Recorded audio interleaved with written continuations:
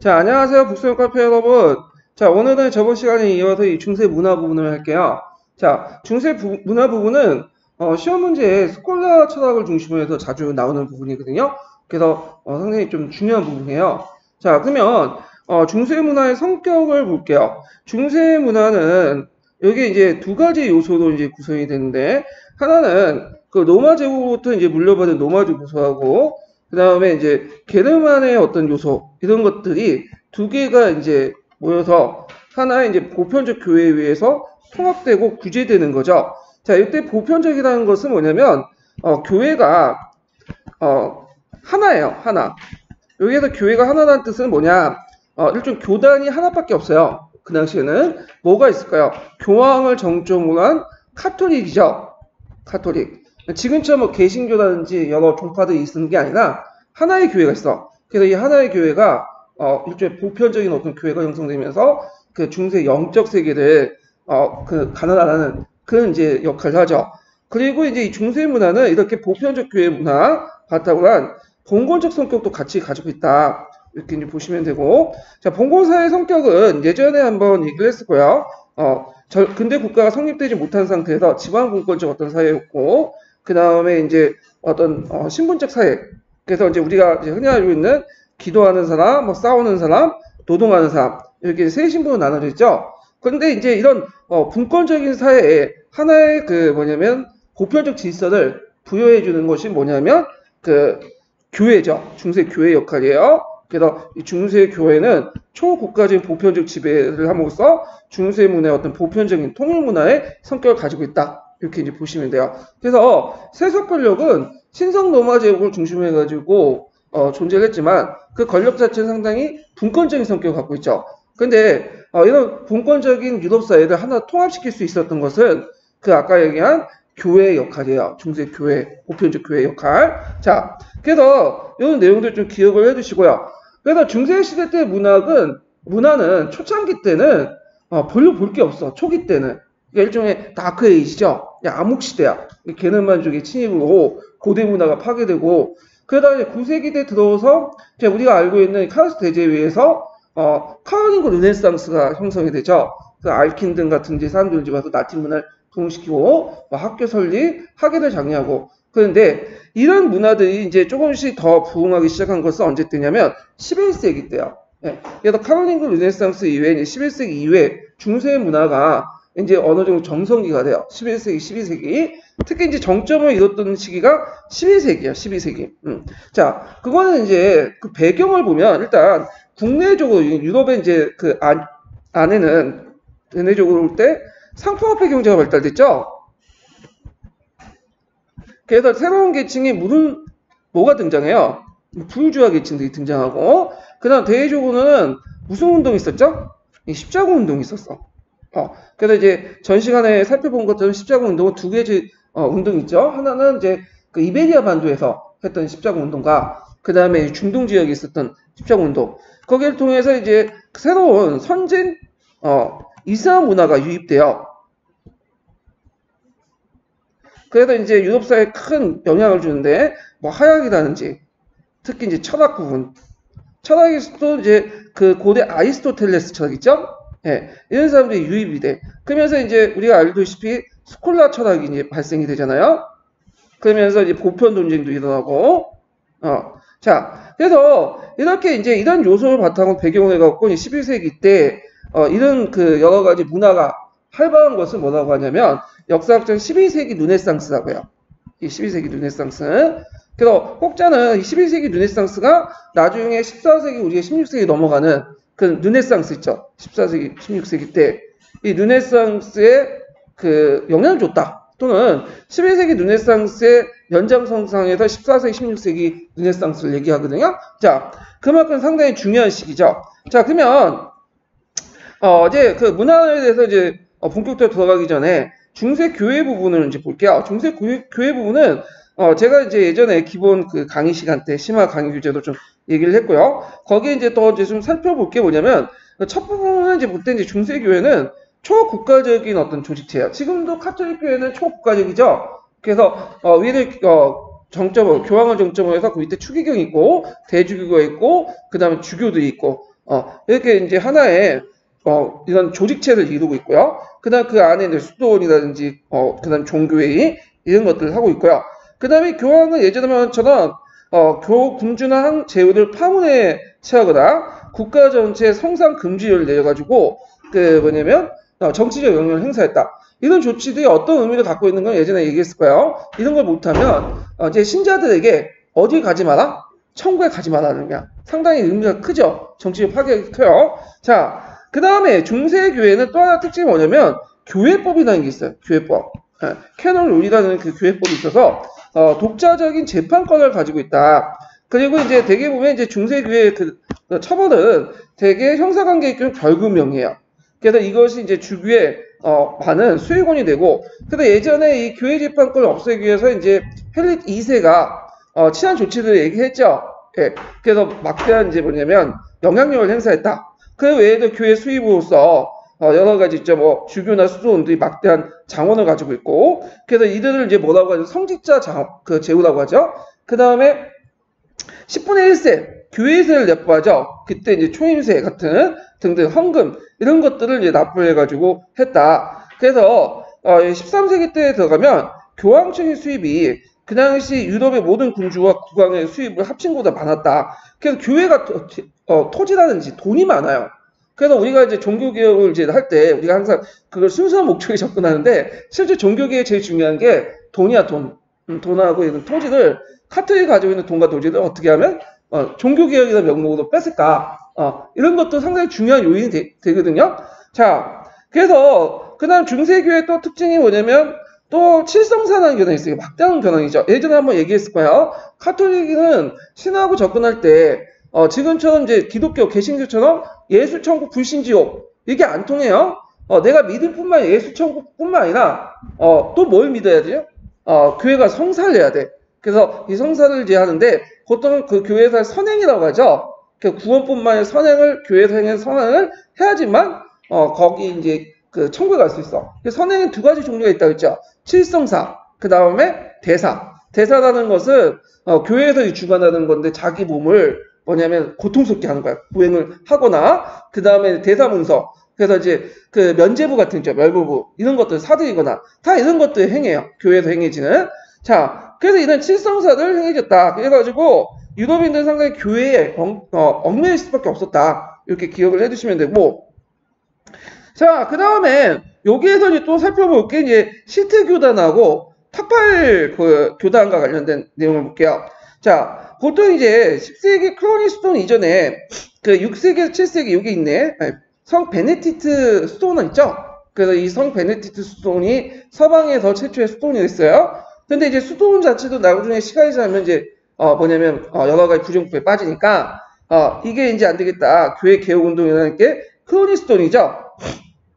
그리고 나서 이제 그 안에서 이제 이단들이 등장하니까 뭐 성 프란치스코 스톤, 그다음 도미스크 스톤 이런 것들이 이제 교회의 승인을 받게 돼요.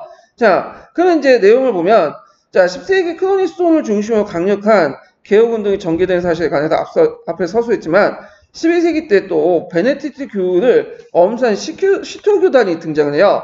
그래서 이 시토교단을 이제 창설한 사람은 크레도브라는 사람인데 이 사람이 이제 크레도브의 이제 수도원장 베르나르인데 이 베르나르가 이제 어떤 노력을 통해서 자신의 어떤 교단을 확대시켜요. 그래서 13세기 때는 이게 교단이 확대되고 더 늘어나고요. 시토교단의 내용을 보면 자, 일단은 초창기 때 베네디트 교회를 엄격하게 준수하는 취지를 삼아 단순하고 겸손한 수도원 생활을 보냈다. 그러나 가장 특이한 거는 장원을 비롯해서 농경지의 기증을 거부하고, 왜냐면 농경지를 받을 경우에는 세속 영주로부터 농경지를 받을 경우에는 어떤 것도 있어요. 통제를 봐야 돼. 인사권을 좀 뺏기고 세상에 공짜가 없는 거예요. 다 그 대가가 있는 거죠. 그러니까 이제 직접 황무지를 개간하고 그걸 가지고 교단 수익원을 삼았어요. 그런데 이들이 이제 활동이 상당히 긍정적인 영향을 줬는데 뭐냐면 유럽에 이런 개간 사업 있죠. 이 개간 사업을 독일 기사단과 함께 같이 추진을 했던 거야. 이 시트 교단이. 그래서 얘가 이제 그 영국의 요크쇼 예를 들고 있죠. 그 다음에 13세기 때 도시의 발달. 그래서 이 도시의 발달을 통해서 이제 뭐냐면 그 사람들이 밀집돼 있고 그러면서 이제 새로운 종교 형태를 원했고 그 다음에 2단 발생. 2단은 예전에 한번 얘기했죠. 뭐죠? 우리가 말도파라니, 그 다음에 카트리파라든지, 이런 2단 발생. 그 다음에, 너무 교회가 썩어 빠지니까 원시 기독교 사회로 넘어가자. 그래서 그런 정화된 복음 진화, 이런 것들이 갈망등해가지고, 그 당시에 탁발교단이 이제, 등장했어요. 탁발교단은 뭐냐면, 한 곳에 머물지 않고 정처 없이 떠돌아다니는 교단들이야.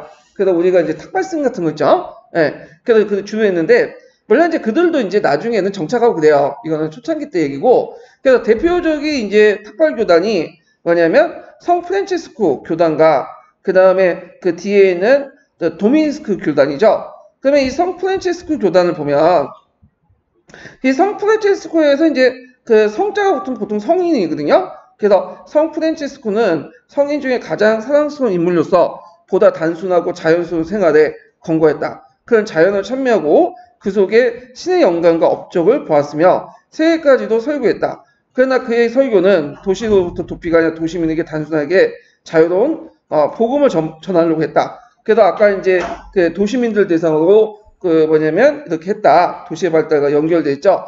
자, 성 프란치스코는 그 사상 자체가 뭐와 비슷하냐면 신비주의적 요소가 있어요. 신비주의 요소. 그러니까 예전에 신비주의라는 것은 하나님의 어떤 영적인 것들이 내 마음속에 있기 때문에 나와 하나님의 그 소통은 내 마음속에 영적인 소통을 통해서 할 수 있다. 이렇게 하죠. 그래서 잘못하면 이게 교회를 배제하기 때문에 이단으로 이렇게 흘러갈 수 있는 그런 요소가 좀 있어요. 자, 하여튼 교회 그 교황은 이걸 좀 승인했고요.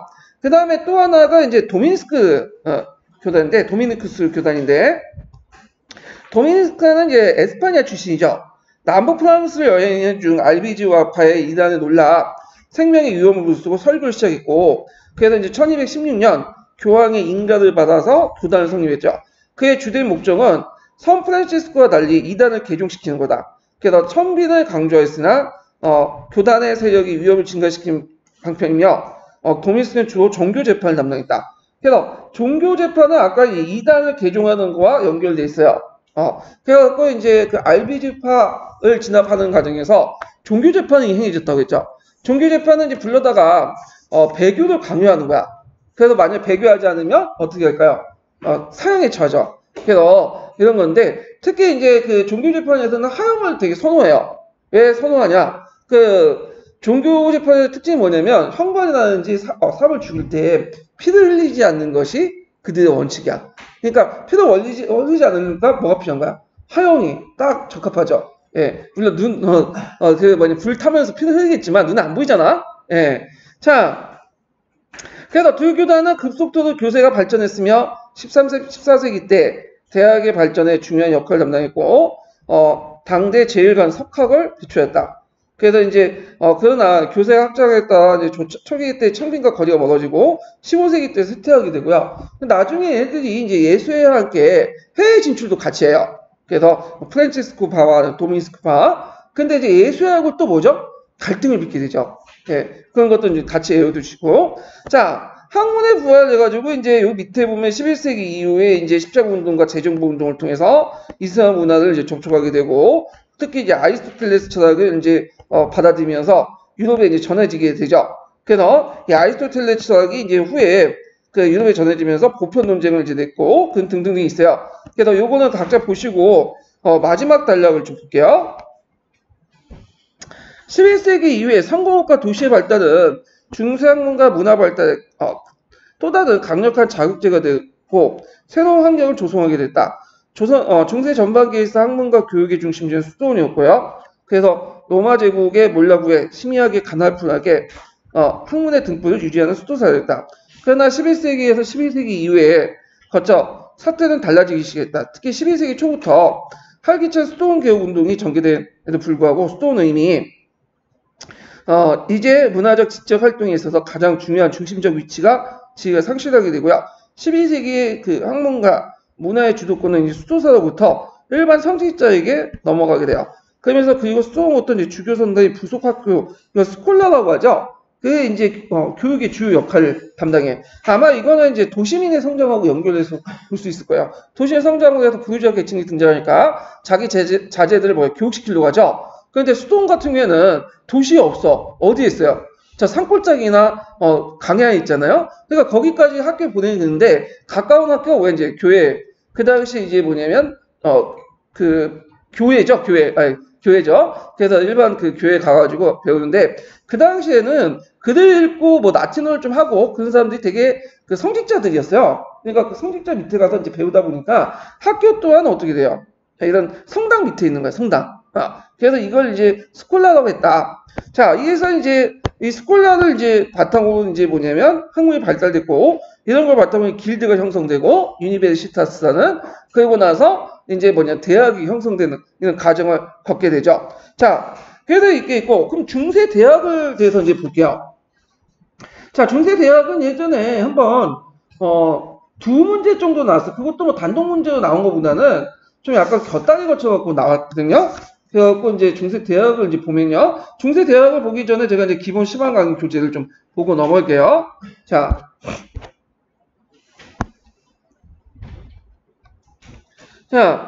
대학의 발생과 이제 특색 보면, 대학은 12세기 정도에 형성이 돼 있고, 그 배경을 보면, 이슬람과 그리스에서, 이슬람과 그리스 철학이 도입됐다. 이게, 잠깐만, 이슬람에서, 강아니나, 이슬람에서 그리스 철학이 전래됐고요.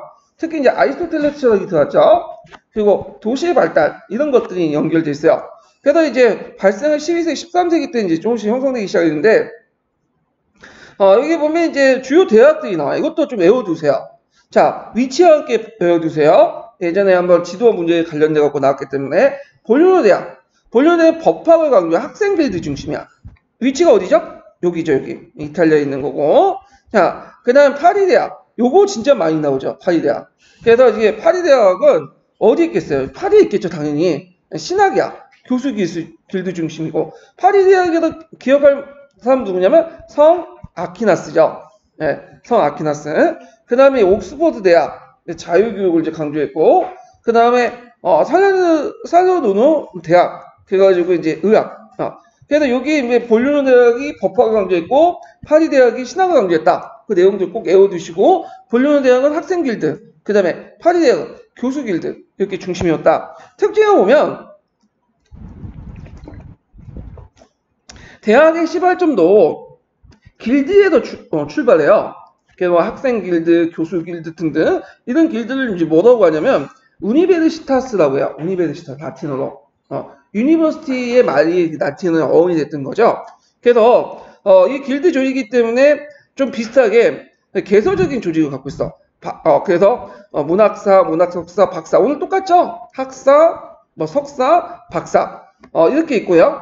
그 다음에 이제 대학교의 자치권은 독자적 재판권을 뭐냐면 행사할 수 있죠. 그래서 학문활동이나 대학 운영에 국왕이나 영주, 교회부터 간섭을 받지 않고요. 그 다음에 변역을 면제받고 소정의 과정을 마친 후에 학위지서를 이제 바탕을 줬고요. 그 다음에 학제와 교과목은 주로 자유체육교과와 그 다음에 전문교과인데, 자, 여기서 전문교과라는 것은 이제 주로 이제 뭐 신학이라든지 법학이라든지 의학이라든지 이런 교과들을 의미해요. 신학은 상당히 학문 수준이 제일 높았고 권위는 인정받았지만 돈 되는 건 아니었어. 이건 실제 돈 되는 건 뭘까? 지금도 그렇지만 법학과 의학이었죠. 지금도 변호사, 뭐 판검사, 뭐 그 당시 의사 되려고 상당히 노력하잖아. 돈 되는 학문이었어 이게요. 자, 그리고 강의 용어는 라틴어다. 라틴어는 고대 시대 이탈리아 노말 중심으로 형성됐던 그 언어인데 중세시대 때 실제 사어예요. 근데 이제 예전에 그 카롤링거 르네상스 때 이후부터는 이제 사어지만 일상생활 쓰지는 않지만 국제어로 쓰고 있죠. 자, 그래서 이제 라틴어로 있었다. 이렇게 좀 기억을 해두시면 되고요. 대학의 의의는 중세 문화 발전에 기여했고 사회에 다양한 인력을 공급했다. 뭐 교사라든지 관료, 법관, 성직자 등등 이런 이것들을 했다라는 걸 좀 기억을 해두시면 될 것 같아요. 자, 그러면 한번 개론 내용을 이제 볼게요.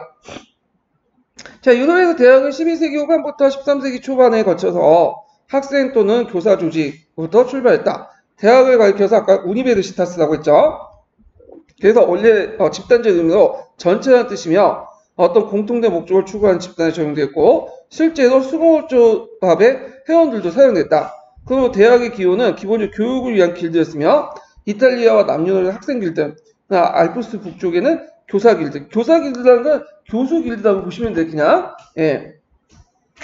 자, 이러한 학생이나 교사의 결합은 국왕이나 군주의 허가 없이 이루어질 수 있었고, 또 연대기 작가의 주목을 끌만한 일도 아니었기 때문에, 유럽에서 가장 오래된 볼로냐, 파리, 옥스퍼드 대학의 설립연대가 확실치 않았고, 케임브리지 대학도 설립연대가 가장 애매하다.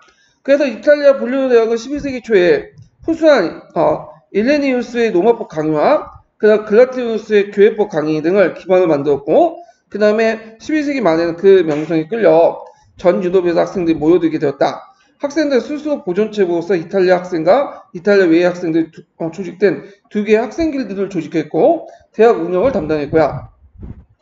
파리 대학은 노틀담 성당학교의 명성을 끌어 모인 교사들이 12세기 때 길드를 형성하면서 성립되었다. 필립 2세부터 교사 학생들 특권을 부여받고 특권장을 교부받았죠. 그러니까 대학도 하나의 이제 중세 조직 중에 하나예요. 길드 조직에. 그리고 볼로냐 대학이 법하고 유명한데 만약에 파리 대학이 뭘로 유명했냐면 신학 연구로 이제 유명했다. 그래서 옥스퍼드 대학은 12세기 전반에 파리와 볼로냐의 편력교사들의 강의로 싹 듣고, 편력교사는 뭐냐면 지금처럼 이제 뭐냐면 한 곳에 전임 강사가 아니라 시간 강사? 돌아가면서 하는 강사들 중심으로 이제 싹 뒀고, 그 다음에 헨리 2세가 이제 대불관계 악화로 파리에 있던 영국 학자들의 기국 명령을 내림으로써 그 기틀을 잡혔다. 그래서 이제 파리에 있었던 영국 학자들이 돌아와서 옥스퍼드 대학을 이제 뭐냐면 주도했다 이렇게 보시면 돼요. 예. 그래서 이제 있고, 케임브리지 대학은 옥스퍼드와 파리에 이주한 교사들 위해서 성립되었으며 그 성립 연대가 확실치 않다. 그 외에도 뭐 에스파냐, 포르투갈 등등등의 독일에서 성립되었다. 이렇게 있고요. 자, 그 다음에 뒤에 넘어가서 이제 세 번째 단락을 볼게요. 대학에서 기본적인 교과 과정은 문법, 수사 및 논리학, 상교과와 산수, 기하, 천문, 음악, 사교과 있죠. 이걸 자유칠교과가 하는데 요거는 여러분들 이제 뭐 서양사, 서양 교육사인가? 거기 교육학 시간에서 이제 좀 들어봤을 거예요. 자, 그 다음에 상교과는 수강의 문학사를 이제 학위가 주어진 바, 이는 수공업자의 조합의 직인에 해당하는 격이고 초보적인 교과를 가르칠 자격이 있다.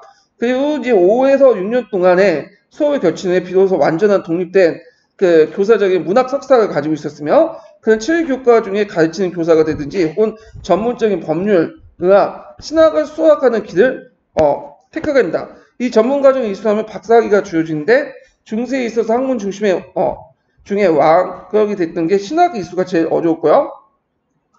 그 다음에 즉 문학박사는 4년 이수에 신학사가 됐고 다시 6년에 신학박사가 될 수 있었다. 그렇기 때문에 중세 신학자는 학생들 돈벌이가 잘 되는 법학과 의학을 많이 택했다고 불편했다. 자, 대학 구조 면에서 이제 보면 여기에서 이제 컬리지가 나오는데 그 다음에 종합대학인 유니버시티가 나오는 게 있죠. 원래는 대학은 이제 초창기 때는 특정한 건물을 갖고 있지 않았어요. 그래서 도시에서 이제 학생들과 교사들이 일종의 모임을 갖고 어떤 특정한 장소에서 맨날 며칠까지 모여가지고 강의를 하겠다 하면 그 공지를 보고 이제 뭐냐면 와서 하는 거야. 되게 뭐 시청이라든지 교회 이제 것들 빌려가지고 한 거죠. 북소년하고 비슷하다 보시면 돼요. 북소년 강의도 뭐 어떻게 특정한 건물 갖고 있지 않고 있죠. 그래서 이제 뭐 무슨 대학에 이제 도덕 강의 하고 있잖아 지금 눈치 보면서. 자, 근데 복지가들 중에 이제 이걸 보고 좀 안타깝게 생각하는 사람도 있었나 봐요. 그래가지고 학생들이 머물 수 있는 기숙사를 만들어줬어. 이게 뭐냐면 칼리지죠. 칼리지 원래 그 출발이. 근데 기숙사에 있으니까 이제 학생들이 다른 데 왔다 갔다 하는 게 좀 불편하잖아.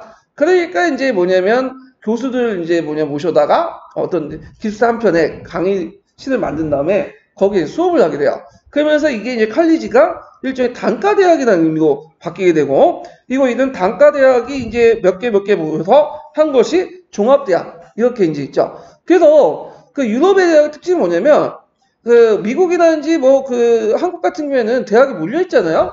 물론 캠퍼스 단위도 몇 개 좀 떨어져 있긴 있지만, 근데 유럽 같은 경우에는 대학이 딱 가보시면 알겠지만, 캠퍼스가 한 곳에 있지 않아요. 이렇게 몰려있지 않아. 그래서 건물들이 따로따로 떨어져 있어. 그 단과별로. 그래갖고 이제 이걸 합쳐갖고, 그냥 옥스퍼드 대학. 뭐 그 다음에 캠브리지 대학 이런 식으로 이제 하게 되거든요. 그래서 되게 단과 대학 중심으로 잘 돼 있어요. 이렇게. 그래서 이 내용은 여기 있으니까 각자 자세한 내용 보시고요. 자, 밑에 있는 중세대학의 학생들은 이제 뭐냐면 지금 학생도 있지만 술 마시고 놀고 뭐 그렇게 했다. 그래서 범죄인 소굴이었다. 그 내용이 있고. 자, 그 밑에 이제가 중요하죠. 이러한 견함에도 불구하고 대학은 중세 문화 발전에 헌정을 공헌하였다. 대부분의 저명학자들은 대학에 속해 있었고 그 한 학부의 그 분야의 최고 권위도 인정되고 있었다. 어느 교황은 종교 문제를 결정하는 데서 파리대학 신학부에 상의하지 않는 것을 사과하는 일도 있었다. 대학 졸업생들은 학식에 필요한 전문적인 직업을 메꿨다. 문학 석사는 교사, 학교장, 행정가를 진출했고 법학 박사는 노마법을 사용하는 국가에서 법률가, 군주의 관리를 행사했고요. 노마법은 예전에 얘기했죠. 중세 후기 때 들어가면 교회나 그 다음에 그 정부에서 이 노마법이 이제 대세라고 했어요. 개노마법이 아니라. 자, 그 다음에 교회 법학자들은 교회의 법정에서 법관이 되었으며 신학 박사는 그 신학 교수나 고위 송치자가 되었다. 그래서 이제 학시 13세기 이후에는 중세 문화의 일반적인 발전은 대학의 신임박 배웠다. 그 다음 스콜라 철학을 보죠. 자, 스콜라 철학은 이제 이게 상당히 시험 부분에 많이 나오는데, 이 스콜라 철학에서 제일 보는 게 이제 보편 논쟁. 스콜라 철학이 형성가는 과정에서 이 아리스토텔레스 철학하고 종교의 교부 철학을 어떻게 정복시킬 것인가 하는 논쟁에서 뭐 유명론, 실제론의 보편 논쟁이 났죠. 그 다음에 이제 또 하나 본 게 이제 성 아퀴나스 있죠. 아퀴나스 하면 뭘로 유명해요? 신학대전. 우리가 알고 있는 뭐 신앙과 이성의 조화 이런 것들을 이제 강조하는 이런 것들 측면에서 좀 보면 되고요. 그 다음에 또 이제 뭐 오펀 같은 거 스콜라처의 말기 때 등장했던데 이 사람 뭘로 유명하죠? 유명론자. 그래서 개별을 강조하죠. 개별. 이런 걸 세 개 측면에서 보시면 될 것 같아요. 이렇게. 자, 그러면 요거 이제 보기 전에 여기가 좀 약간 어려워요. 그 내용 자체가. 근데 여기 중세사 전공하시는 분 중에 뭐 그 스콜라 철학을 좀 관심 있는 분들이 좀 있어가지고 보편 논쟁이나 이런 것들 좀 자세히 볼 필요가 있는데 자 그러면 요걸 이제 보기 전에 제가 기본 강의의 내용을 좀 보고 넘어갈게요.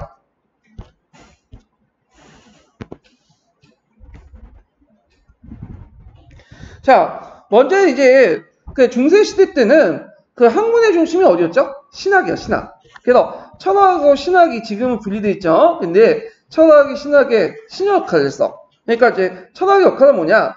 자, 신의 영감을 어떻게 증명할 것인가? 신의 존재를 어떻게 증명할 것이냐? 그거 가지고 철학적인 어떤 형이상론을 이용했죠. 그래서 이제 뭐 대표적인 사람이 플라톤, 그 다음에 뭐 아리스토텔레스 이런 사람들인데, 그럼 플라톤과 아리스토텔레스는 우리가 이제 기독교가 탄생하기 이전의 사람이죠. 이거는 예수도 몰랐던 사람이야. 갓도 몰랐던 사람이고. 근데 왜 이런 철학들을 끌고 와서 설명을 하냐? 이 사람들이 가지고 있는 어떤 철학적인 어떤 형이상적 측면을 가지고 설명을 하는 거야. 그래서 신의 영감을 증명하고 신의 존재를 증명하는데 이 철학을 이용했고요. 이거는 기독교뿐만 아니라 이스라엘도 그렇게 했어.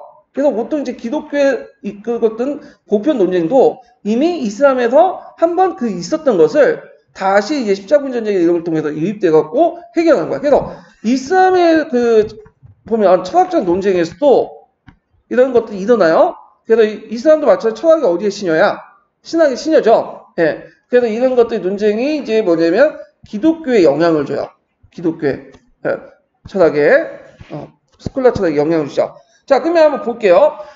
중세 초기 때, 그러니까 로마 후기 때부터 중세 초기는 예전에 한번 설명했던 교부 철학이라고 하죠. 예. 그래서 대표적인 교부가 누구라 했어요? 아우쿠스티누스, 신국론. 그러면 이 사람의 철학은 특징이 뭐냐? 플라톤 철학을 이제 바탕으로 한 거야. 플라톤 철학을. 자, 플라톤 철학을 이제 한번 보면, 플라톤 철학은 일단은 이걸 뭐라고 하냐면, 이제 나중에 좀 더 얘기하지만, 개념실제론이라고 해요. 예. 그래서 플라톤은 이데아론을 설명했죠? 그래서 이 세계를 이데아하고 형상계로 나눠요. 우리가 눈에 보이는 형상계는, 예, 형상계는, 이게 실제, 실제가 아니야. 실제 존재하는 거 아니에요. 실제 존재하는 거 형상계는 이데아의 반영문이죠. 이데아의 형상계에 존재하는 거야. 이게 실제요.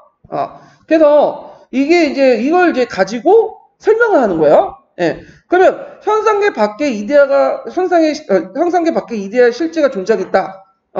그렇기 때문에 이걸 뭐라고 하냐면 개념 실제론이라고. 그러니까 개별 사물 속에 어떤 실제가 존재하는 게 아니라 개별 사물 이전에 그 넘어서가 존재한다. 이걸 이제 그 개념 실제라고 하는데, 그러면 요걸 이제 기독교에서 어떻게 해석하냐?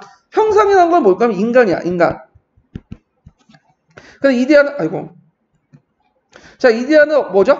신이죠. 인간은 신의 반영문에 불과하죠. 그러면 인간은 이제 나름대로 이성을 가지고 있고, 신은 이제 신의 의지, 신앙, 이런 것들을 이제 상징하고 있죠. 이건 인간의 의지. 그럼 이걸 이제 설명하면 이성과 신앙 중에 어느 게 도구일까요? 신앙이 도구이죠, 당연히. 그 다음에 인간의 의지는 어디에 예속돼 있죠? 신의 의지에 예속돼 있죠. 이런 식으로 해석하는 거야. 이해되시겠죠? 그래서 이제 요걸 바탕으로 해서 뭐 예정설도 나오고, 그 다음에 인간은 원래부터 선악과를 따고부터 썩어 빠졌다. 선악설도 주장하죠. 예전에 한번 얘기했을 거예요. 예정설이라는 걸 칼빈이 처음 주장한 게 아니에요. 이미 원시 기독교 철학, 아우구스티누스 철학에 다 있는 거야. 그 내용이. 자, 그래서 이런 것들에서 플라톤 철학을 바탕으로 한 것이, 이런 교부 철학이다. 근데 11세기 때, 그 당시 이슬람에서 무슨 철학이 들어온 거야? 아리스토텔레스 철학이 들어온 거야. 그래서 예전에 기독교에서도 아리스토텔레스라는 사람이 있는 건 알고 있었어. 근데 한동안 이제 암흑기 거치다 보니까 잊어먹은 거야. 그 사람의 이름을 잊어먹은 게 아니라 그 철학의 내용을 뭐냐면 별로 관심도 없었고 연구하지도 않았어요. 근데 이걸 어디에서 연구하냐? 오히려 중동 지역에서 연구해. 왜 연구하겠어? 아까 말했잖아. 신의 알라의 존재나 이런 것들을 증명하기 위해서 이런 것들을 연구하기 시작해요. 이것이 이제 십자군 전쟁을 통해서 다시 유입한 거야. 재수입된 거예요. 그냥 수입하는 방식으로 이렇게 됐는데, 그래서 이제 주로 이제 스콜라에서 이제 이런 것들이 철학적 논의가 이제 이루어지고 대학까지 확대되고, 그래서 이걸 무슨 철학이냐면 스콜라 철학이에요. 근데 이 스콜라 철학이 형성하는 과정에서 일어난 논쟁을 무슨 논쟁이라고 하냐면 보편 논쟁이에요. 그래서 유명론과 그 다음에 실제론, 개념 실제론과 원본 실제론, 이런 논쟁이 있었다. 자, 그러면 한번 보죠. 자, 철학의 이제 흐름을 보면 여기에서 이제 크게 한 초기, 중기, 후기 이렇게 해서 이제 세 식으로 볼 수 있는데, 초창기 때는 아리스토텔레스 철학이 되니까 아직까지는 이제 초창기 때 보니까 플라톤 사상이 우위다. 그래서 종전의 교구 철학처럼 플라톤 사상을 바탕으로 해서 카톨릭 교리를 설명해요. 그래서 이제 실제로 입각해서 이성보다 신앙의 우월을 주장했다. 요때 실제로는 이제 무슨 실제론? 개념 실제론. 개념 실제론. 그래서 이게 개념 실제는 누가 주장했죠? 아까 플라톤. 아까 설명했죠? 근데 이제 13세기부터 중기 때부터 이제 아리스토텔레스 철학을 이제 바탕으로 이제 이걸 적극적으로 수용하는 흐름이 일어나요. 그게 이제 첫 번째 사람이 아벨라론이고요. 아벨론의 영향을 받은 사람이 누구냐면 토마스 아퀴나스야. 이 두 사람은 꼭 기억을 해두셔야죠. 그래서 이제 13세기 때부터 이제 스콜라 철학이 점점 이제 완비가 되고 자 하는데, 그럼 아리스토텔레스 철학을 이제 볼게요. 자, 아리스토텔레스 철학은 두 가지 측면을 볼 수 있어요. 이게 해석에 따라서 두 가지로 해석했는데, 하나가 개념 원본 실제론과 또 하나가 유명론, 그 다음에 명목론이죠. 또 이게 다른 말로. 예. 그럼 원본 실제론은 뭐냐? 우리가 이제 고등학교 윤리 시간에 배운 것처럼 아리스토텔레스는 이 사람도 실제론이에요, 기본적으로. 근데 이제 이 사람은 실제가, 어떤 근본적인 것들이 실제가 어디에 존재하냐면 내 개별적인 사물 속에 밖에 있는 게 아니라 개별적인 사물 속에 안에 있다고 주장했어요. 이걸 이제 뭐라고 얘기해요? 현상과 진료라고 얘기하죠? 그래서 형상과 진료는 예전에 한번 설명했을 텐데, 자, 형상이라는 것은, 진료라는 것은 이제 일단에, 만들어지는 어떤 DNA 구조를 가지고 있어. DNA. 그래서 이 DNA가 이제 구체화된 것이 형상이야. 그래갖고, 예를 들어가지고, 우리가 도장을 만들 때, 진흙은 뭐죠? 진료죠. 근데 그 만들어진 형상은 뭐죠? 도자기가 되는 거야. 이해되시겠죠? 근데 이 형상과 진료의 관계가 항상 절대적인 게 아니라 상대적인 거야. 자, 예를 들어가지고, 우리가 이제 집을 만들었어. 나무집을 만들었어요. 나무집을 만들면 형상이 되죠. 근데 그 나무집에서 목재는 나무가 되는 거죠. 진로는. 근데 이제 나머지를 가지고 이제 뭐냐면 마을을 만들었어. 일종의 총락을 만들었어. 그러면 총락은 이제 뭐가 되는 거야? 총락은 형상이 되는 거고 나머지는 뭐가 되는 거야? 진로가 되죠. 그러니까 그 형상과 진로가 이렇게 상대적인 의미고 그리고 그에 따라서 이제 그 뭐냐면 순수한 진로와 순수 진로가 있죠. 그러니까 다른 진로일 뿐이고 다른 형상이 될 수 없는 그 순수 진로부터 점점 발전돼 갖고 최고로 순수 형상으로 넘어가. 이해되죠? 순수 형상은 뭐냐면 이거는 형상만 될 수 있고 진로가 될 수 없는 거야. 그래서 이게 어떤 순수 진로에서 순수 형상으로 목적용 쪽으로 단계적으로 발전되는 거예요. 목적용 쪽 어떤 특징이 있는데, 자 그러면 이걸 이제 대입을 해보면 신과 인간에 그래서 이제 인간과 신은 진로는 순수 진로는 인간이야. 진짜 사악한 인간이죠. 근데 순수 형상은 뭐죠? 신이야. 그럼 인간의 어떤 것은 초창기 태어날 때부터 순수 진로였는데 얘가 이제 뭐냐면 신앙심을 통해서 자기 어떤 이성을 통해 등등 깨우치면서 뭐냐면 점점 신과 다가가려고 하는 거야. 이게 목적률 어떤 것들이죠. 그래서 이걸 이제 설명하는 게 이제 아리스토텔레스적의 온건실제론이다. 이해되시겠죠? 자, 근데 또 아리스토텔레스는 또 해석여에 따라서 유명론, 명목론을 되게 강조해요. 왜냐면 이제 아리스토텔레스의 철학만 강조하는 게 아니라 이 사람은 다방론을 알고 있죠. 뭐 윤리학부터 시작해서 뭐 각종 동물학, 식물학, 그리고 그 자연과학에 관심 있어. 그래서 이 사람은 뭘 관찰하냐면 관찰을 강조해. 관찰과 실험.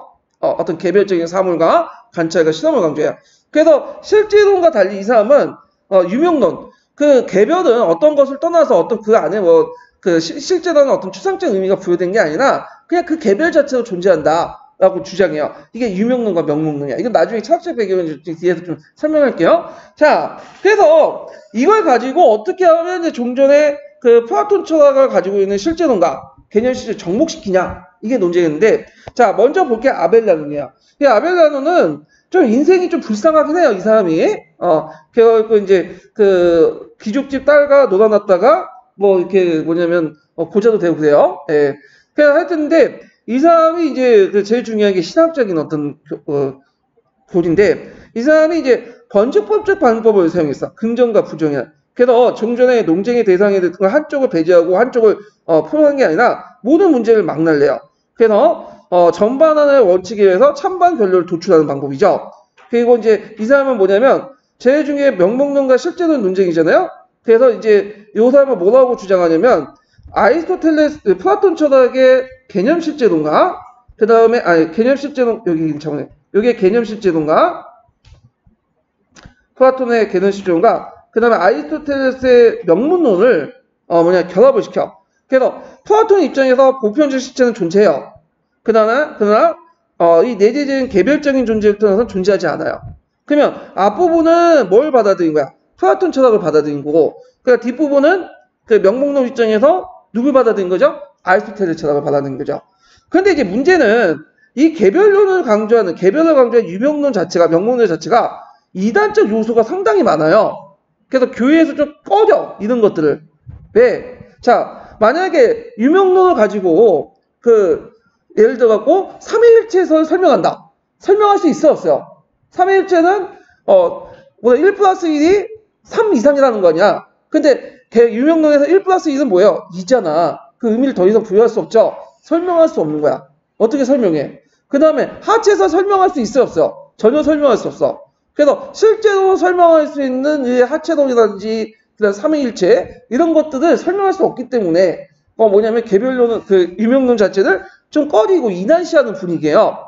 그러니까 이제 명목론과 뭐 실제론을 조달해갖고 나중에 방주법적 방법을 제시해가지고 통합 논리를 제시를 했지만 문제는 교회에서 꺼져 이런 것들.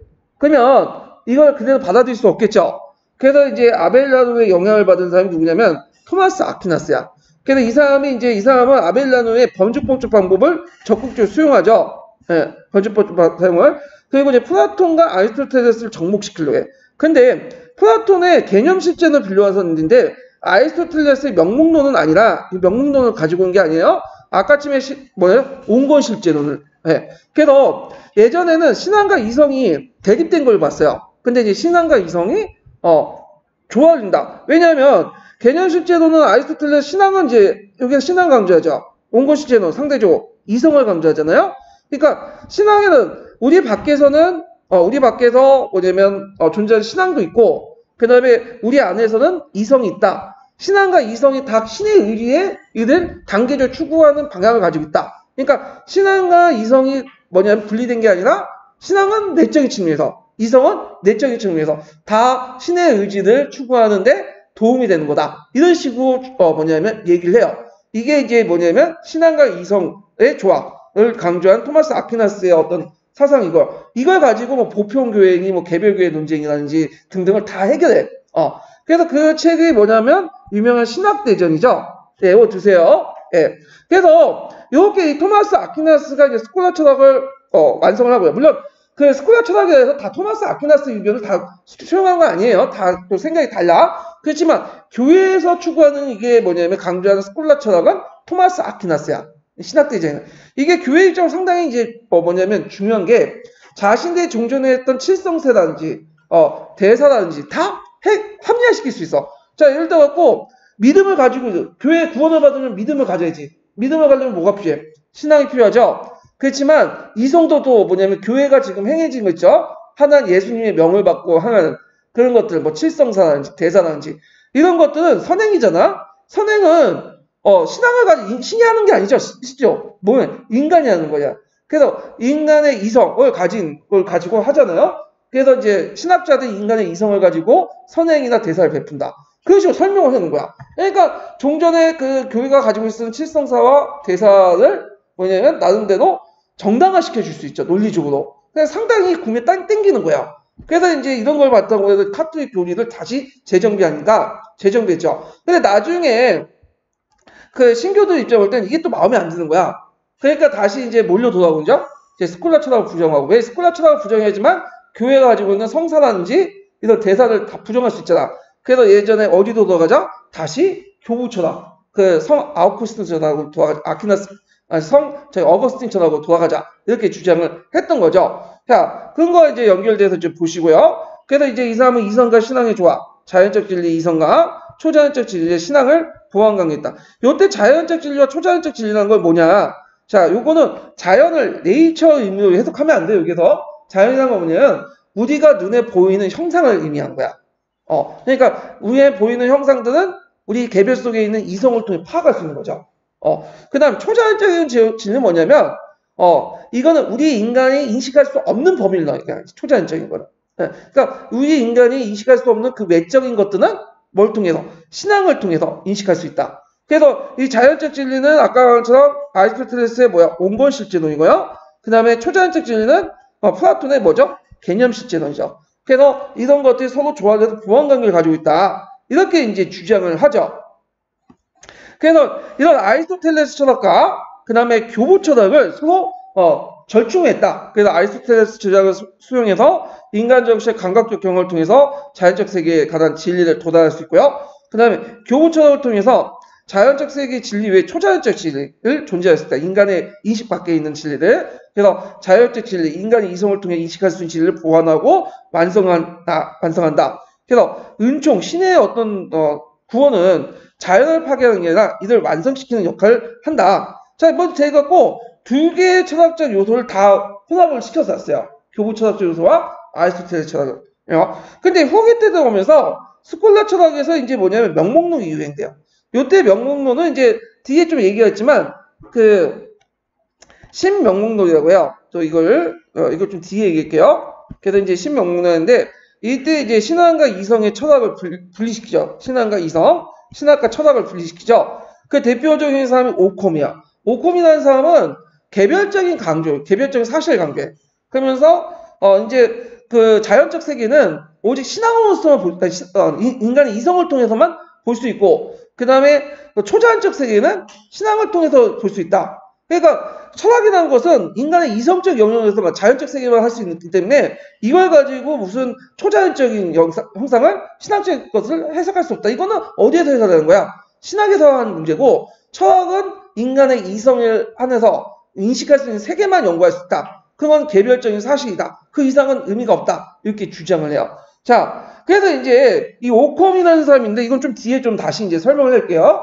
자, 그 다음에 신앙보다 이성의 우위를 강조하는 거. 그래서 이제 신앙과 이성을 다시 설명하지만 이 종교 안에서 이성의 우위를 강조하는 사람은 노스케니아누스, 개별교회를 강조했다. 이렇게 있는데, 자, 그러면 요걸 한번 철학적으로 정리를 했어요, 제가. 뭐, 여기까지는 제가 시험 문제 안 나올 것 같긴 한데, 일단, 뭐, 명칭을 좀 알아둬야 되니까, 할 수 있죠? 자, 그럼 실제론의 개념을 볼게요. 실제론 이해하려면, 예전에 말했던 서양의처럼 형상과, 뭘로 나눈다겠죠? 실제로 나눈다겠죠? 형상이라는 건 가변적이야. 우리가 눈을 보일 수 있는 거죠. 그러나 자연적 형상이야. 근데 실제라는 것은 형상에 넘어서 그 형상을 움직이는 어떤 보편 원리죠. 보편성을 가지고 있고, 그 다음에 또 초자연적인 의미를 가지고 있어요. 이게 실제인데, 실제가 형상 밖에 있다. 개별적인 사물 밖에 있으면 이게 뭐가 되는 거야? 개념 실제론이고, 그 다음에 실제가 형상 안에 있으면 뭐가 되는 거죠? 온건 실제론이죠. 그래서 이제 개념 실제론 대표적인 사람이 아까 이제 플라톤, 그다음 온건 실제론 대표적인 사람이 아리스토텔레스 이렇게 이제 볼 수 있는데, 그래서 실제는 어떻게 정의되느냐? 자, 추상적 개념은 속에 개별과 독립된 보편자의 존재를 인정한다. 단순한 명칭이 아니라 그 이상의 의미가 있다. 이렇게 보죠. 예를 들어 갖고 우리가 영국이라는 여기 있네. 여기 초상적. 자, 예를 들어 갖고 이제 여기 있어요. 자, 에어컨 좀 틀어주실래요? 꺼져가지고. 예. 자, 우리가 연필이라는 게 있어요. 우리 연필. 자, 연필이라는 추상적 개념은 연필을 떠나서 역사, 정치, 경제적 실제가 존재한다. 이게 뭐냐면 개념 실제론이야.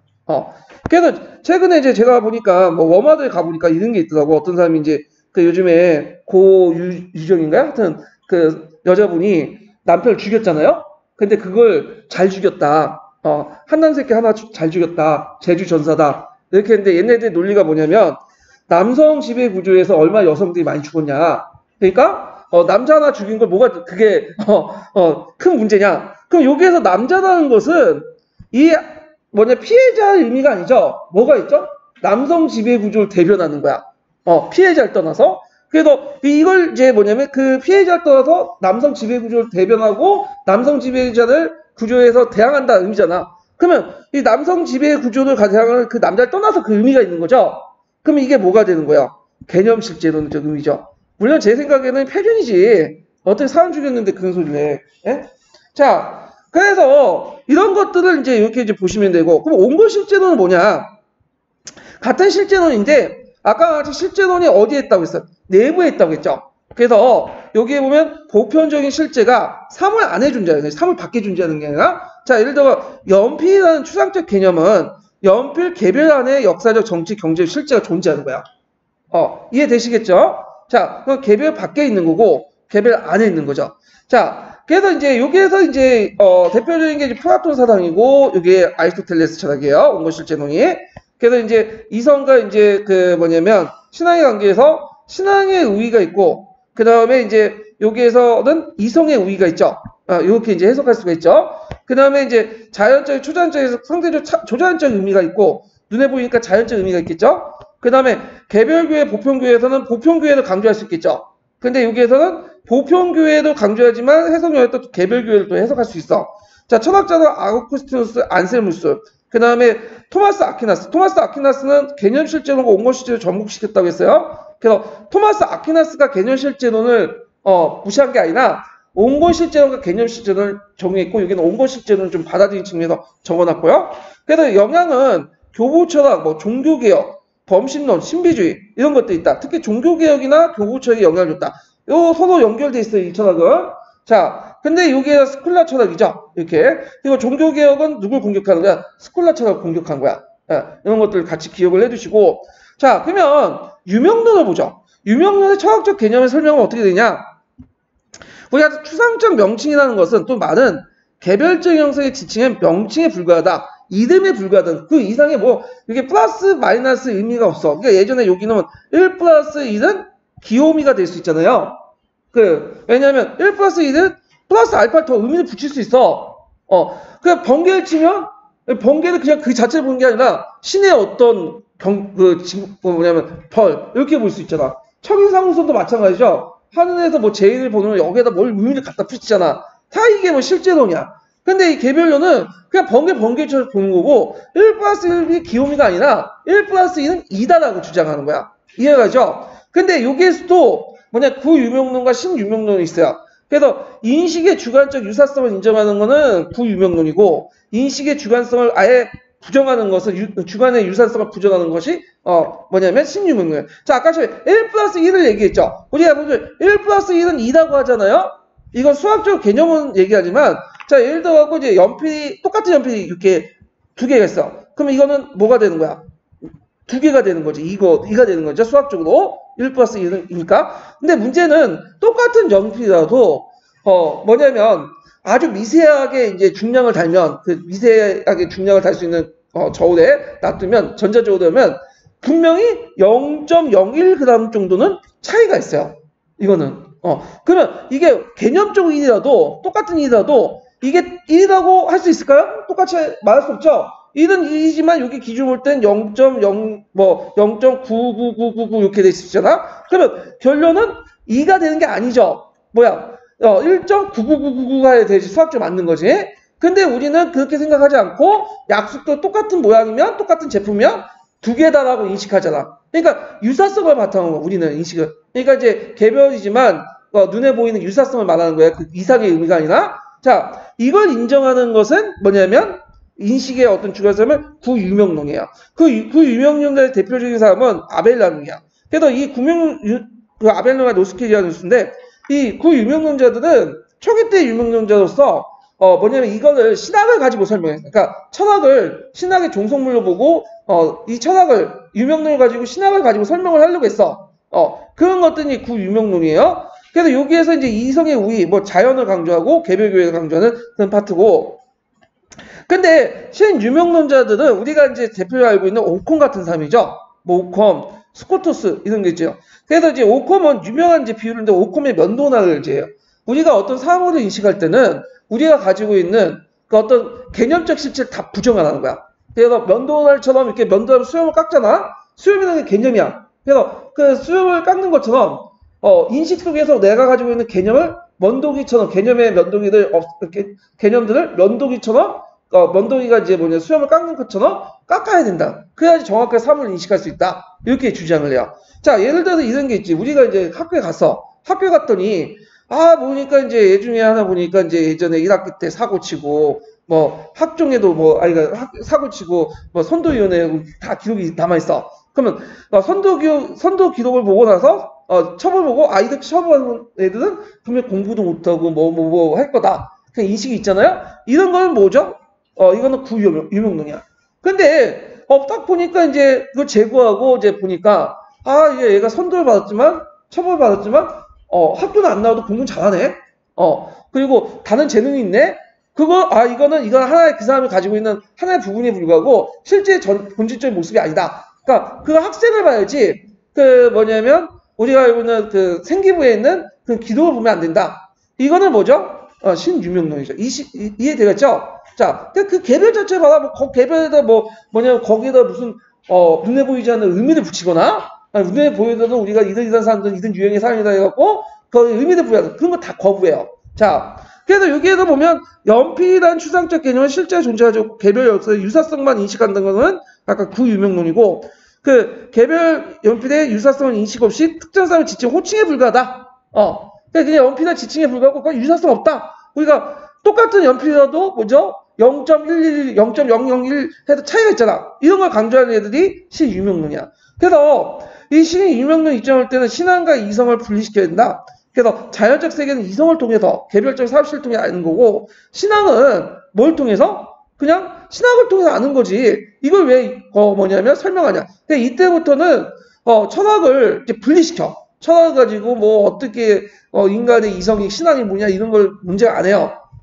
그래서 자연적 세계를 강조하고 개별을 강조하고 그래서 이제 개별적 사실을 강조하면서 이게 나중에 신앙과 관찰을 강조하고 이것이 나중에 자연과학을 발달한 거야.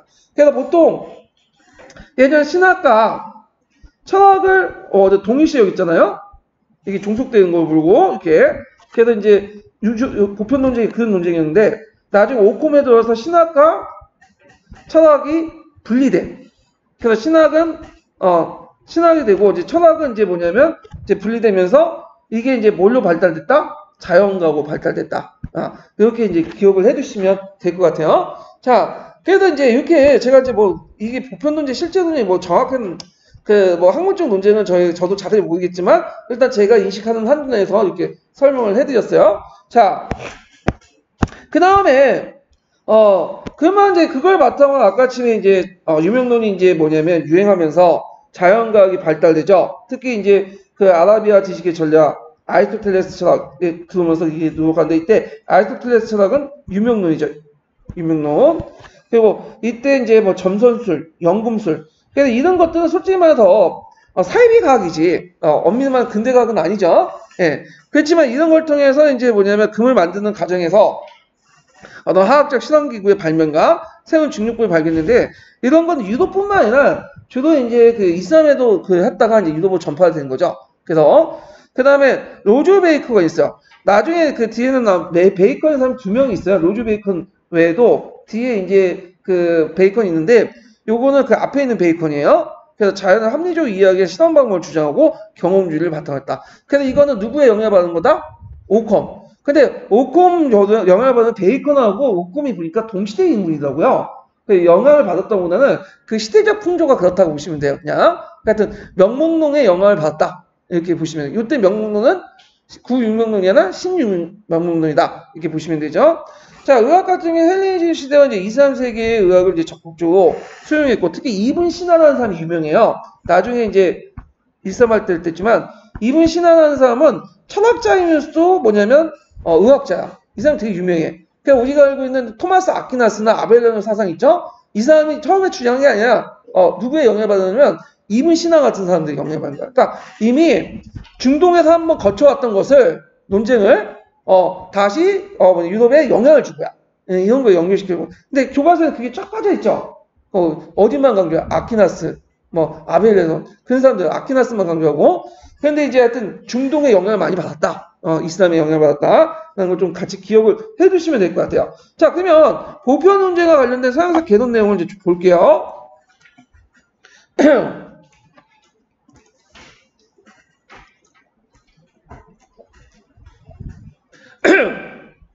자, 교회에 의하여 지배됐던 중세에 있어 대표적인 학문은 교회 학문, 즉 신학이었고 그 유명한 말 있죠? 철학은 어디에 종사한다? 신학에 종사한다. 그래서 그 당시 이제 신학이었고 철학은 이에 봉사한 신여였다. 중세 학문의 대표하는 신학적 철학책이라고 할 수 있는 게 스콜라 철학이죠. 이거는 주교 성당이나 수도원의 부속학교인 스콜라에서 명맥을 유지하고 자라났기 때문에 그렇게 이제 불렸다. 그 기반은 이제 르네상스 로마 시대 교부 철학과 아우구스티누스 철학. 이거 서로 비슷하다고 보시면 돼요. 예.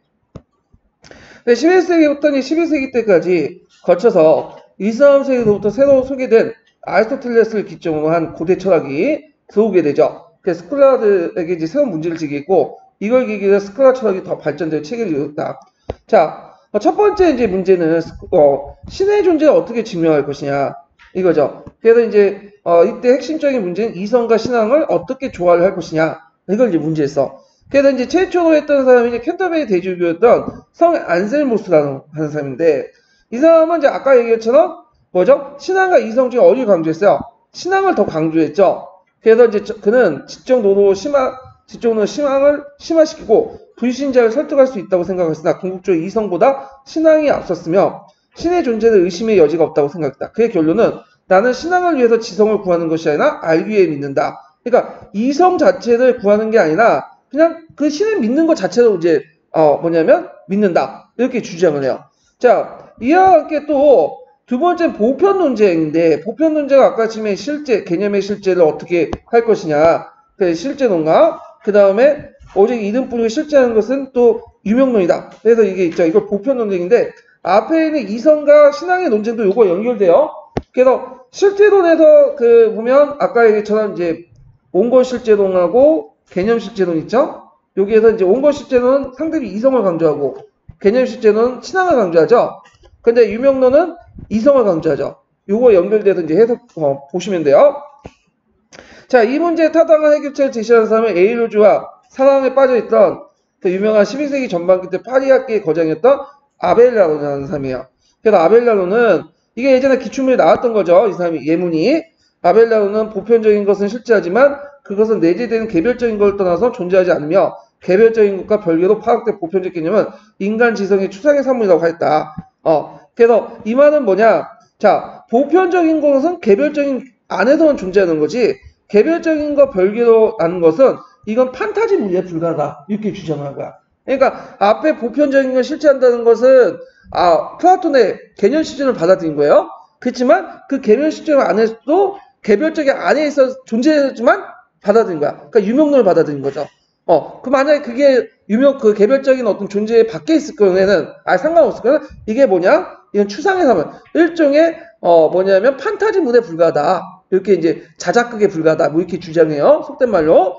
자, 그래서 이게 이제 14세기 초까지 받아들였고, 그리고 이제 그 스콜라처 이런 문제를 해결하는데 가장 어려운 것들은 그들의 의견, 성경을 포함한 교부처에서의 견해가 반드시 일치하는 경우에는 어떻게 할 것이냐. 그때 이 아벨라노는 이제 방법론적으로 뭘 제시했냐. 긍정과 부정이라는 제 이것도 외워두세요. 이것도 그 뭐냐면 시험 예문에 나왔던 거야. 시험 예문에 나왔던 거는 항상 기억을 해주세요. 긍정과 부정. 싸고 나올 수 있어요. 예. 그래서 이제 기출문제 분석할 때 그 답만 보고 뭐 답의 의미만 파악하고 넘어가시는 분도 있는데, 쉽게 공부하신 거죠, 그거는. 그냥. 예. 그래서 그거 끝나고 난 기출문제 끝났다 이렇게 하시는 분인데, 그게 아니라, 예전에 몇 번 강조했죠. 기출문제 분석하려면 그 예문부터 봐야 돼요. 사료부터. 그리고 왜 그게 오답인지, 그게 왜 답인지, 그리고 그 밑바닥에 있는 배경 지식이 뭔지, 이런 것들 봐야 돼요. 요번에 이제 나왔던 중국사 관련돼 갖고 어제 나왔던 것들 중에 뭐가 있냐면 육진의 난어와 관련돼 있어요. 그게 뭐였죠? 무슨 하음의 변. 하음의 변도 그 예전에 육진의 난어와 관련돼 갖고 이제 그 있잖아요. 그걸 파악을 해두시면 맞출 수 있었던 거야. 그래서 제가 예전에 육진의 난어 그 분석할 때 하음의 변도 언급했었거든요. 예. 그래갖고 어디 땡쪽 맞추기 이상한 문제가 탁 튀어나온 게 아니에요. 제가 보니까. 다 보니까 기출하고 연결돼 있더라고. 기출의 중심에 있느냐 외곽에 있느냐 그 차이뿐이에요. 그러니까 예문을 공부할 때 각 예문 내용도 다 공부를 해주시고 배경지식도 같이 공부를 해주세요. 자, 하여튼 그래서 이제 아벨라는 그의 저서에서 논쟁의 대상이 될 문제거리의 명제를 망라적으로 제시하고 그 하나하나에 대해서 찬반을 관련해서 건의를 정거를 제시했다. 요거 다 주장을 외워두셔야죠. 그런 대립된 견해를 조화롭게 시키는 노력을 하지 않고 그걸 학생들에 맡겼다. 왜냐하면 그러한 훈련을 통해서 정신을 연마할 수 있기 때문에. 그러니까 이 말은 뭐냐? 자, 어떤 그 아이러니한, 뭐 서로 대립돼 있고 뭐냐, 이게 상당히 복잡한 문제가 있어. 근데 지금 학생들은 그렇지만 뭔가 이걸 도식화시켜서 딱 답을 제공해주면 되게 좋아하잖아? 자기가 그렇다고 생각하고. 근데 그 예매모호한 것들을 그냥 학생들에 맡긴 거야. 너네들 풀어봐라. 왜? 그래야지 학생들이 올라가지. 그렇지 않으면 그냥 답만 주어주고 외우신 것밖에 안 되잖아. 사고 과정 같이 익힐 수 있는 거죠. 자, 그래서 이제 아벨라의 태도는 회의를 통해서 탐구하며 탐구를 통해 진리 통과한다. 그 번주법적 방법은 그 신학 연구에 덜리 획득됐다. 그래갖고 계속 회의를 하고 뭔가 생각을 하고 그다음 증거를 내갖고 거기에서 맞춰보고 또 이걸 통해서 진리 통과한 거죠. 가설 설정. 그 다음에 여기 근거를 찾고 그 다음에 진리를 찾는 거죠. 이런 식으로 얘기를 한다. 그래서 아까 이제 모든 걸 부정하는 게 아니라 서로 간에 모순된 것을 하나 합쳐가지고 하나의 새로운 결론을 이끄는 거. 그래서 정반합의 원리. 그래서 번주법적 방법. 근데 예전에도 얘기했지만 번주법적 방법은 이사 아벨라를 처음 제시한 건 아니에요. 그 거슬러 올라가면 또 누가 제시했다 그랬죠? 아우구스티누스도 같이 제시했어요. 예. 그래서 그 기독교 교리 중에 논리 방법 중에 그게 있었나 봐. 번주법. 그래서 나중에 헤겔이라든지 마르크스도 이제 그 영향을 받은 거 아니에요? 자, 그 다음에 이제 여기 보면 이제 그 아벨료가 죽은 후에 많은 아벨료에 대한 많은 정거를 수집하고 그 정거의 근거에서 어떻게 해석할 수 있는가 주석까지 붙이게 되는데, 그래서 이제 그의 그 정거의 그래서 정거의 서가 예전에 이제 시험문이 그러니까 그 관련된 책이 있었다. 이렇게 이제 보시면 되고요. 자, 그 다음에 왜 아벨의 문제점은 아까 얘기했죠. 이 사람이 자기가 의도하지 않았지만 교회에서 뭐라고 이단이라는 의심을 갖게 돼요. 왜냐면 그 유명론이나 명목론 그런 거 강조하면 그 교회에서 별로 안 좋다고 했죠. 그래서 이제 잘못한 삼위일체설, 그 다음에 이제 실제 이제 하체설 이런 것들 다 부정하게 돼버린 거야. 그래서 이걸 이제 좀 해결해서 그 아벨라 영향을 받고 이제 했던 것이 토마스 아퀴나스예요.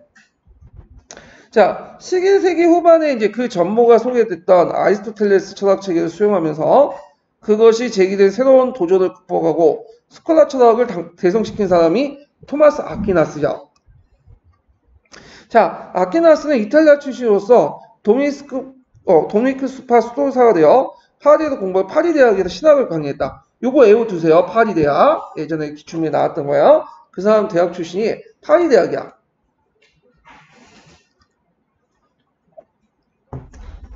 그는 50세 미만에 사망했으나 오늘의 인생을 위해서 출판한 32권에 달하는 많은 저작을 남겼고, 그 대표적인 책이 이것도 외워두셔야겠죠? 신학대전. 네. 이것도 몇 번 시험 문제 나왔어. 신학대전. 자, 이것도 아벨라노의 방법을 받아서 번지법적 방법을 받아들였죠. 서로 상충하는 것을 대립적 의견을 제시하는 통해서 문제를 검토해 나가는 아벨라노의 번지법적 방법을 적극적으로 수용했다. 그래서 아퀴나스는 신학대전에 600조항 이상의 문제를 제기하고 이를 논의하는데 1만에 달하는 반대 의견을 검토했다. 그가 제기했던 철학 위에 또 다른 교의가 필요한가? 바로 여기에서 그가 당명하고 있는 해결할 모든 문제의 핵심은 신앙과 이성의 문제를 어떻게 해결하는 것인가? 그래서 이 사람이 이제 취했던 방법은 뭘까죠? 신앙과 이성의 조화죠. 신앙과 이성의 조화. 그래서 플라톤 철학을 이제 신앙을 강조하고 이성은 아리스토텔레스. 플라톤은 아까 개념 실제론, 아리스토텔레스는 원본 실제론. 이렇게 이제 연결돼요. 자, 그래서 그는 인간 정신이 감각적인 경험을 통해서 자연의 세계를 강한 진리에 도달할 수 있다는 아리스토텔레스 주장을 전면적으로 받아들였다. 그래서 아리스토텔레스는 인간의 그 안에 이성 안에 뭐가 있어요? 형상과 진료가 있다고 했죠. 그래서 신도 신의 의지도 인간의 의지 안에 있는 거야. 이성 안에. 자, 그래서 이렇게 인간의 이성을 통해서 자연 세계에 대한 경험, 이때 자연 세계라는 것은 우리가 생각하는 뭐죠? 눈에 보이는 세계, 관찰 가능한 세계 이걸 얘기하고요. 그러나 또 한편 그는 자연 세계 외에 진리 외에 초자연적 진리도 있어요. 그러니까 우리가 눈을 통해서 관찰을 통해 인식하지 못한 세계도 있어. 이럴 경우에 신의 은총으로서 인간에 계시됨으로써 인간은 이를 인지할 수 있다고 했다. 그래서 이 신의 은총은 뭐죠? 신앙을 통해서 인지하는 거죠. 그러니까 이성을 통해서 뭐냐면 자연적 세계를 인식하고, 그 다음에 신앙을 통해서 눈에 보이지 않는 초자연적 세계를 인식하는 거예요. 그럼 두 개가 대립된 게 아니라 서로 합일되는 거죠. 그걸 통해서 신앙의 모습을, 신의 의지를 전면적으로 알 수 있고, 그걸 알아가는 그 자체가 일종의 목적론적 어떤 세계를 갖고 있죠. 자, 아퀴나스에 있어 이 초자연적 진리는 자연계에 대한 지식과 모순들뿐만 아니라 자연의 진리를 보완하고 완성시키는 것이다. 그에 반해서 이제 그의 말대로 은총은 하나님의 어떤 구원이나 이런 것들은 자연을 파괴한 것이 아니라 이를 완성시키는 것이다. 그래서 은총이라는 건 이 말 속에 뭐예요? 자연을 파괴하는 것을 완성시키는 게 아니라 자연적 진리와 그 다음 초자연적 진리를 같이 생각해서 받는다. 그러니까 신의 의지, 신에 대한 구원을 받으려면 뭐냐면 자연적 세계와 초자연적 진리를 같이 알아야 되는데 자연적 진리는 이성을 통해서 그다음 초자연적 진리는 신앙을 통해서 알아야 된다. 뭐 이런 식으로 이제 얘기를 한 거죠. 자, 그 다음에 이제 아퀴나스는 아리스토텔레스 윤리학과 정치학을 그 당시 기독교 세계 필요에 정식했다. 그래서 여기에 보면 윤리학과 정치학 부분이 있는데 그냥 이거는 이제 그냥 각자 보세요. 여기까지 시험 문제 안 나올 것 같아.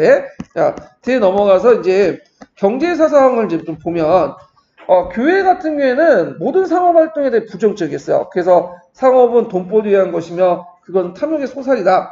그러나 상업의 부활과 도시의 발달로 상업이 일반화되니까 이에 반대로 크게 이제 완화해서 경제 윤리적 측면에서 빈민 규제, 그 다음에 공정가격, 이자에 압축됐다. 그래서 돈을 버는 건 좋은데 공정가격에 입각해서 돈을 벌어라. 물론 이 공정가격에 대해 뭐냐 가지고는 또 그 문제가 있어. 이게 그 다음에 할 때 그 가난한 자와 병자에 대해서 자선행위를 해라. 이렇게 이제 주장하고요. 그 다음에 돈을 빌려줘 이자에 대해서도 중세교회는 제하고 생각했죠. 그런데 이제 이런 것들이 이제 나중에 금융발 때 저해하고 그 다음에 이제 13세기 이후에 대금업자의 대부의 수에 수반되는 위험 부담에 대해서 보상을 받을 권리가 있다는 견해와 함께 이자에 대해서 이제 크게 완화됐어요.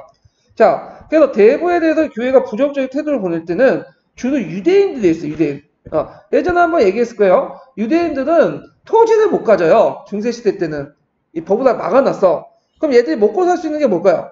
상공업이나 뭐 이런 것들을 통해서 사는데, 그러니까 유대인들이 이제 중세 초기 때는 주로 뭘 했냐. 주로 교육을 많이 했어. 이 사람들이 이제 그 이스라엘에 살면서 이제 막 이산했죠. 디아스포라 해가지고 했는데, 자신들 나중에 유대인 네트워크가 있었거든요. 그걸 통해 교육이나 무역을 했는데, 나중에 11세기 들어가면 이제 이거 본토인들한테 뺏기죠. 그러니까 이제 얘들이 이제 뭐냐면 또 고리대를 내요. 왜냐면 고리대는 이자 생활을 해갖고 이제 하는 거는 이제 교회에서 부족했기 때문에 기독교인들이 잘 안 했거든.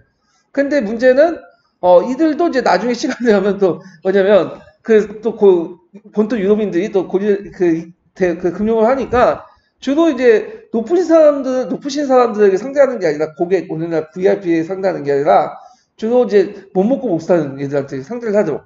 고지대하고. 그러다 보니까 이제 요거도 먹고, 그게 나중에 유대인 박해의 원인이 되고. 근데 이제 이러다 보니까 유대인들이 지금 뭐냐면, 유대 자본주의 상당히 막강하죠. 금융자본주의. 예. 그래서 노스차일드 같은 경우에는 지금 미국의 은행의 거의 80% 금융계를, 그리고 상당히 부자야. 이 사람들은 아주 세속 권력을 아주 능가할 정도의 그런 권력을 가지고 있죠. 예. 그만큼 이제 유대인들이 이제 있는데, 하여튼 이 유대인들이 이렇게 이제 욕을 얻어먹다 보니까 나중에 각지에서 쫓겨나요. 예. 그래서 13세기 때 그 유대인 대금업자 영국과 프랑스에 추방하고, 그러다 보니까 독일에 파급하니까 유대인들이 폴란드 많이 갔어. 그러니까 폴란드나 러시아 지역에 유대인들이 되게 많아요. 그래서 나중에 이제 2차 세계대전 일어날 때 폴란드, 러시아 유대인들이 많이 죽었잖아요. 예. 그래가지고 있는 거와 연결시켜서 보시면 될 것 같아요. 자, 그 다음 자연 철학을 볼게요. 자, 여기에서 이제 종교와 교회에 의해서 문화가 지배되고 통제되던 중세에 있어서 자연과학과 기술은 별로 발달의 여지가 없었다. 그래서 아리스토텔레스의 저작을 통해서 고대 그리스의 과학적 지식이 전해졌으나 그것을 능가할 만한 노력이 없었고, 아라비아 과학적 지식의 전례와 더불어 아리스토텔레스 넘어서려는 노력은 점선술과 연금술 발달을 가져왔다. 연금술과 관련돼 갖고 이제 쭉 보시면 되고, 그래서 그걸 통해 뭐 화학적인 어떤 방법론이나 그런 것들 이제 증류법이나 이런 것들 이제 연구됐고요. 그 다음에 이제 여기에 보면 이제 쭉 넘어가서 노조 베이컨은 좀 기억을 해두세요. 노조 베이컨.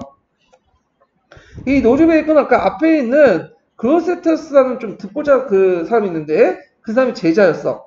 그래서 이 사람이 이제 내용을 보면 그는 인간 지식의 진보가 고대 권위에 대한 지나친 존중, 민중의 편견, 그리고 학자들의 무지함을 인정하는 것을 조주하는 탓으로 저해한다고 지적하고, 자연현상 연구에서 실험을 존중하고 실험과학을 강조했다.